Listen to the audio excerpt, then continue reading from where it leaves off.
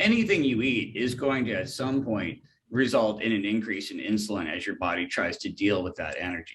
So insulin is really just trying to clear fuels out of your bloodstream, right? Your pancreas is like this fuel pressure sensor. And when fuels in the bloodstream are low, your pancreas pumps out a bunch of glucagon to break all your stored energy down, your fat, your protein, your glycogen, whatever, and raise fuels in the bloodstream. And then if fuels in the bloodstream are too high, your pancreas pumps out insulin to try to get the fuels lower in the bloodstream by shoving everything back into storage, either storing glucose as glycogen, storing triglycerides as fat, or amino acids as protein. So insulin is really just trying to clear the fuels out of your circulation. And if you eat carbs, insulin goes up a whole bunch. If you eat fat, you don't really notice it, but what's happening is that all that fat eventually enters your circulation, has to be stored, and insulin's going to go up slightly.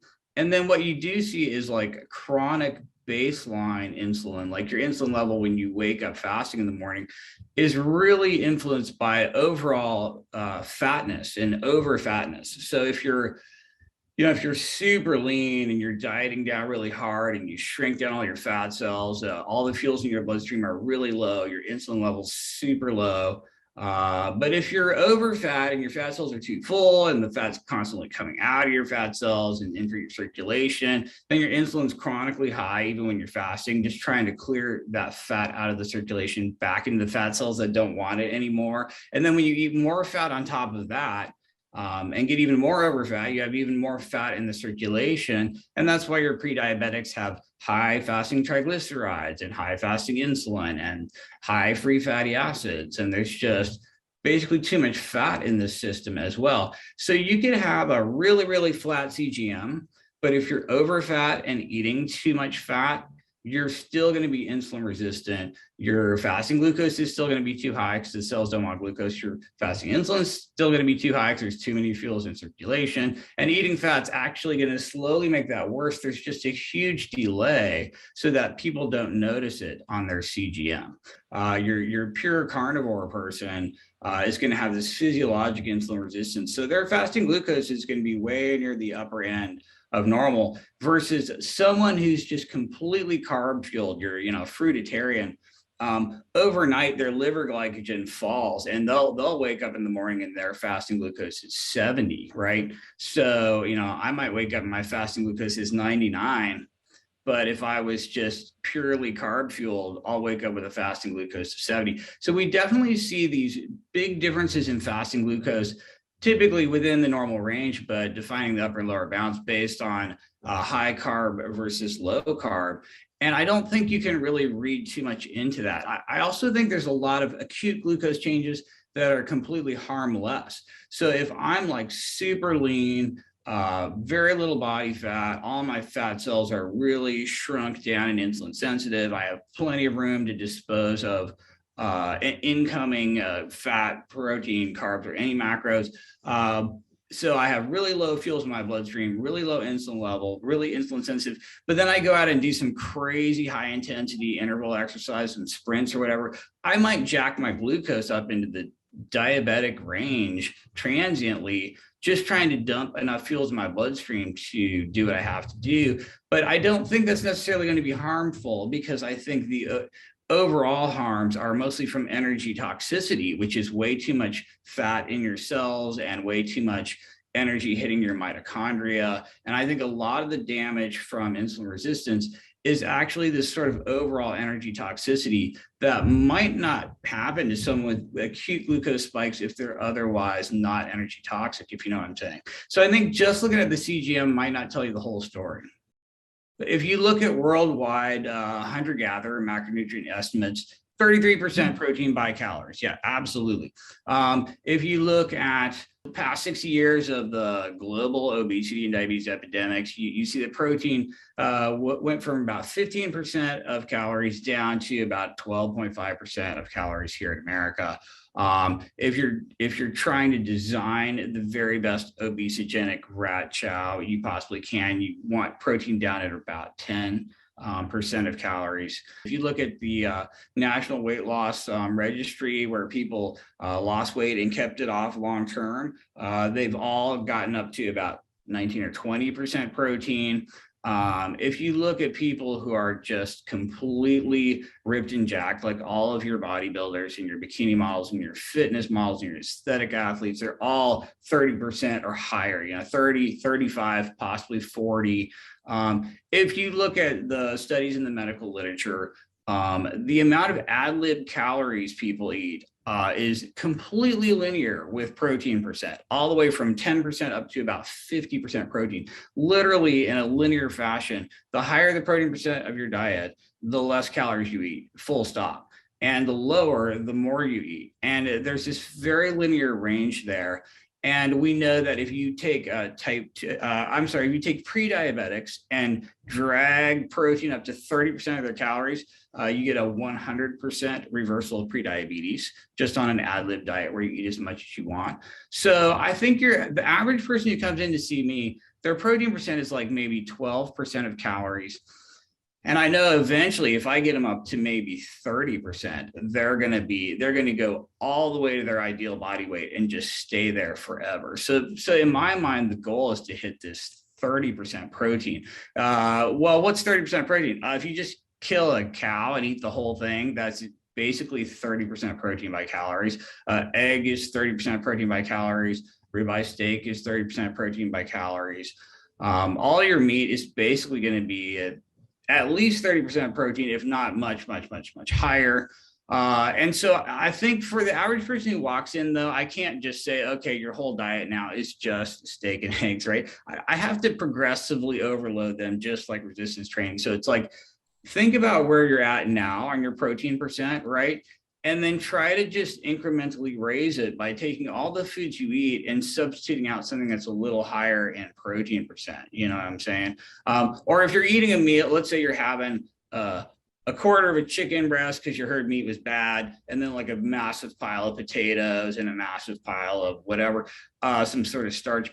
You just take the protein part and amp up the quantity and then shrink down the quantity of the other parts a little bit, and you're just trying to incrementally raise this protein percent, and what'll happen is you just automatically eat less calories. And I think that's just a huge win, but that's usually the approach with the average person who walks in.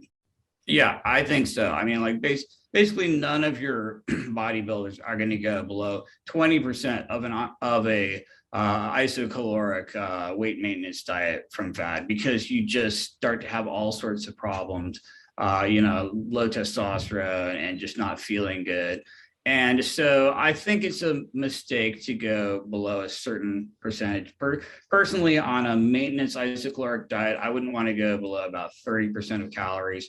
But again, I do think you have some room to trade off there, fat for carbs. I think if you're eating absolutely no carbs at all, you are going to have even more weight loss, because you have to expend energy performing gluconeogenesis and manufacturing the maybe 60 or 70 grams of glucose you need just to be alive. So it's like it's a form of metabolic exercise, just making all your own glucose from scratch. But I'm also worried that to some degree, that's not very protein sparing. And if people aren't eating enough protein or don't have enough gluconeogenesis aminos around, they might actually catabolize some lean mass just to make enough glucose to be alive. And so where I've kind of landed with the PE diet is, hey, eat, like 100 grams of carbs a day, enough so that you don't have to burn up protein to make the glucose you need to be alive. So you're doing a little bit of protein sparing there. And that way you're not ever having to really catabolize any lean mass if you just didn't eat enough protein to make glucose that day, you know what I mean? So I kind of like somewhere in between, where it's not a zero carbohydrate intake and you're eating enough carbohydrate to spare some protein, because you do need that glucose anyway. But I recognize the fact that if you ate absolutely no carbs, you're burning up even more calories manufacturing that glucose. So it's like an extreme, like Ironman triathlon challenge to just live on no carbs at all. And that probably does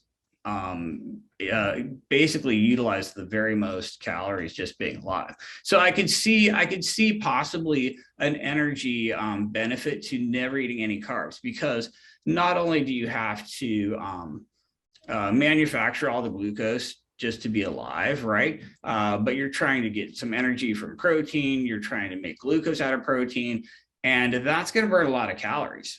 So if you're really trying to have the biggest energy advantage, I can see how never eating carbs would get you there.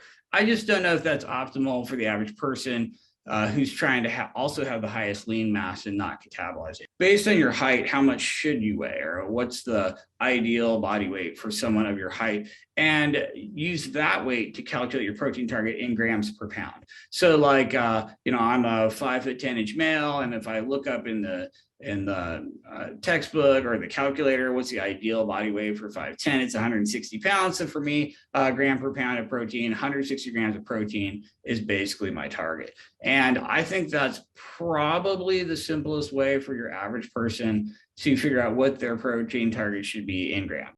And I do know that there is a theoretical maximum in terms of getting rid of the nitrogen. So you basically have to excrete this nitrogen. You have to deaminate the amino acids and excrete the nitrogen, and that does involve ammonia, and that there are theoretical maximums in your liver for getting rid of this nitrogen and ammonia. I know that you could very, very easily double a gram per pound of ideal body weight and you're fine. You could probably triple that and you're fine.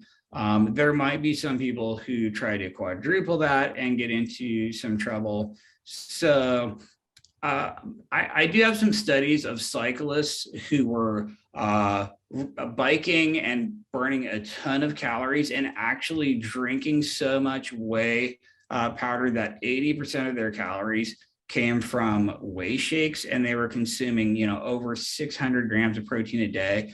And this was a fairly short study, but they did not have any problems with getting rid of ammonia or having toxicity. So I know that there, most people are never, ever, ever going to run into this problem unless you're consuming more than 80% of your calories from whey shakes and then burning way more energy than usual biking all day. You're probably not going to run into problems. If I eat two steaks a day, is half of that protein being wasted and lost and I can't absorb it? Yeah, I mean, that's basically completely not true.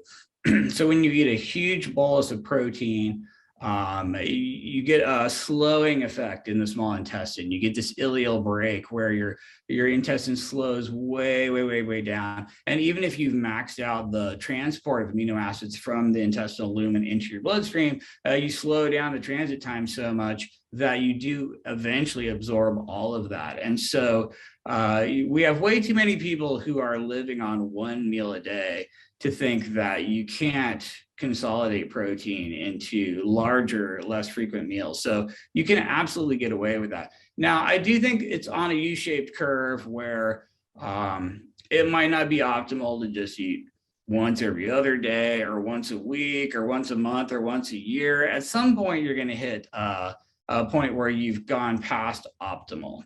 And so the question is, what is absolute optimal? Somewhere between a constant IV drip of amino acids and eating once a year. I personally think that once a day is probably too infrequent to be optimal. So I'm kind of like in at least 2 meals a day, maybe more. As you get thinner and thinner and thinner, you have to eat protein more frequently, because you're using some of it for energy. And if you're not eating it, you have to catabolize your muscles, which is why all your bodybuilders and your bikini models, by the time they're done with show prep, they're eating, protein every 3 or 4 hours. And that's really just to prevent catabolism, because their fat stores are so low and you can only harvest a certain amount of calories from your fat when it gets that low. We have these protein overfeeding studies where you just dump 1,000 calories of protein on top of someone's existing diet, and they basically don't gain any fat mass at all. Lean mass goes up slightly, energy expenditure goes up slightly, but fat mass doesn't seem to go up. So within some certain reasonable limits, you're just basically not going to gain fat from eating more protein. And you're right, the thermic effect is so high that about 30% of the calories are just gone. So calling protein 4 calories per gram is probably just not even fair at all. We should really call it 3 calories per gram, or maybe even slightly lower. So you got these horrible meal replacement shakes with 50 grams of protein and basically 125 grams of carbs and no fat, and you just drink that, and that's all your whole diet, and people just lose tons of weight and improve their diabetes. But it turns out that half of what they lose is lean mass. It's literally 50-50. You lose half fat mass, half lean mass, and your metabolism goes way down. So you're basically just going to yo-yo and regain all that back again. Protein sparing modified fast is where it's different. It's where you're super low in calories, but you're eating all the protein you need. And it definitely spares more lean mass. If you do resistance exercise on top of that, you'll spare even more lean mass. But I honestly don't recommend it. The PE diet it's really about just tiny incremental progressions. Like instead of just going from your diet to protein sparing modified fast, you're headed that direction, but just incrementally in a very gradual and sustainable fashion. And it's less of a yo-yo diet, and it's more of a permanent lifestyle change. And you're just going to try to permanently raise your protein percentage slowly and gradually and get higher and higher. You know what I'm saying? So I really don't like these short-term crash diet type things, because the percentage of lean mass loss to percentage of fat mass loss is not as good when you lose weight rapidly. And you're more likely to rebound and gain it all back again. In almost every single case, people went too high, too fast. Like protein percentage is way too high. The total calories are way too low, and no wonder they're starving.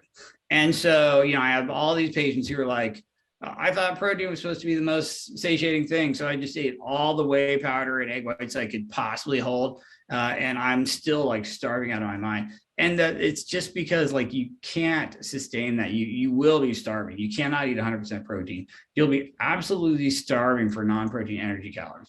And if you don't eat enough calories, you're going to be starving. So you're really just trying to go maybe 300 to 500 calories lower than you are right now. And you're doing that by just incrementally nudging up the protein and incrementally dragging back the carbs and fats.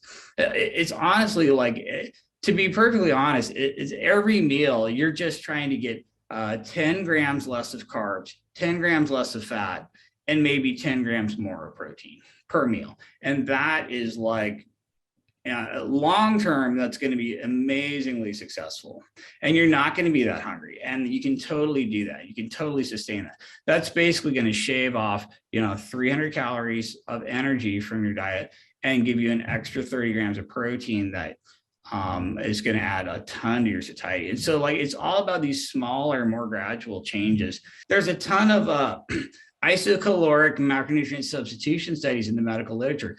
If you just take any non-protein macro and isocalorically substitute it for protein, boom, everyone's going to lose weight, get thinner, get more insulin sensitive. Anything you can measure gets better. So any isocaloric substitution of insert non-protein macro here, carbs or fats, for protein is going to be an instant win. And that's why I say in the book that basically you're just take half your carb grams every day and turn them into protein somehow, and you're basically at the finish line. I do think the optimal is probably 10 to 20 sets to failure per week per body part. And what I do is just crank the frequency and intensity up as high as I can. And I cheat a little bit. So what I do is every single day, I do a super hard set all the way to failure, full body. And then I do a rest, pause, reverse pyramid technique, which with each, do 3 sets in a row with a pause in between. And so I'm kind of cramming 3 sets into 1 set, and I'm doing that full body daily. So technically I'm doing, 21 sets to failure on each body part per week, but it's really just a triple set daily, if you know what I'm saying. And that's mostly to just optimize time efficiency. I don't think that's the very, very best way to do it for maximum muscle. I think you want a much, much longer rest time. You definitely want to use weights. You want to go to the gym for an hour every day. You probably want to start doing some bro split type action. Right. Yeah. I mean, I'm a natural. Luckily, my testosterone seems to be pretty high naturally, which is, I guess that's a lucky thing. But I don't have a problem with testosterone replacement therapy. I do have guys who come in and for whatever reason, their testosterone is just 100 and they're just dragging around, and I absolutely prescribe it. And I think that's great. And personally, if I know that some men, as they get older, their testosterone falls. And if my testosterone gets really low, I'm sure I'll be just standing in line at the men's health clinic with my credit card like everybody else. But the vast majority of guys who come in, you're absolutely right. They just have way too much abdominal fat and way too much aromatase activity, and they're basically converting all their testosterone into estrogen. So being over fat turns men into women by aromatizing all the testosterone and estrogen, and turns women into men by turning their estrogen into testosterone. Basically, you get this like gender reversal when you're over fat. And the number one thing you can do is get thinner. Basically, I mean, I've had a ton of guys raise their testosterone dramatically by just getting thinner and more metabolically healthy. So I don't have a problem with testosterone replacement therapy, but I do think the average guy who's going to the testosterone clinic, it's pretty sad because their testosterone is only low because they're aromatizing it. And when they start injecting testosterone, they're still kind of lowish testosterone, and they're just getting man boobs and even higher estrogen levels. So honestly, they don't really look that good. So like you could just, if you're over fat and your diet and exercise sucks, you could go out and get on testosterone. You're still going to look like garbage. You're just not going to look any better. You're going to be like, you're going to get some water retention and way more. You'll get a little more lean mass, but you can't see it because you're still over fat. It doesn't help you get leaner really hardly at all. Optimize first with what you've got. And then sure, if you have an actual medical problem, your testosterone's horrible, definitely go get some testosterone. I don't have a problem with that at all. It's amazing. I mean, I see just tons of success stories, tons of people like everyone's like, coming off of insulin, losing 50 pounds, 100 pounds, 150 pounds, completely reversing their diabetes, or if they build enough muscle with resistance training, completely curing diabetes. This is stuff that I would have never, ever imagined was even possible when I was in my residency. It's incredibly successful. I think the only thing that kind of holds some people back, honestly, at the end of the day, is basically the addictive nature of high energy density carbs and fats together. So you get such an addictive dopamine hedonic response in your brain from eating donuts and pizza and cookies that it almost becomes addiction medicine. And I hate to say it, but a huge chunk of my medical practice is basically addiction medicine. And to a certain degree, once somebody knows what to do with diet and exercise, but they're still eating these foods, it is almost like an addiction medicine type practice. And just like I do harm reduction techniques by recommending, vaping and nicotine replacement for the smokers, and I like harm reduction for people who are addicted to these carb and fat, high energy density foods as well, by just, hey, front load a bunch of protein, right? Eat smoked salmon omelet for breakfast, like, eat 2 pounds of like meat and eggs and protein and micronutrients. And then I'm not even going to tell you don't eat donuts. I'm just going to tell you to eat this first, because I know you're going to be so full, you'll eat like one donut instead of the whole box of donuts, which you would have ate if you didn't have this big protein meal. If you want the PE diet, you can go to thepediet.com or go to tednaiman.com or just anywhere books are sold online. And you can follow me on social media at Ted Naiman on Twitter or Instagram, and probably most prolific on Twitter there. And I'm working on another book right now called, working title is Satiety per Calorie. And it's all about the sort of like hacks you can do to basically automatically eat less because you're full, mostly from things like protein and energy density and water. It's going to talk a little bit more about the energy density factor that I think we don't necessarily focus on, like, when you have a dehydrated or dried food, like your pork rinds are not going to be as satiating as just eating a steak for a bunch of reasons. It's the water, and it's the weight, and it's the volume, and it's the chewing. Things that are heavier, more weight, more volume, require more chewing, less processed, slower release of nutrients. All these things like improve satiety per calorie. And it's going to be about all these hacks of how to get more full from your food. And like, the worst would just be sugar and oil. And the best would be like eating a steak. You know what I mean? And I'm just going to break it down and what the different parameters are that can help improve these things.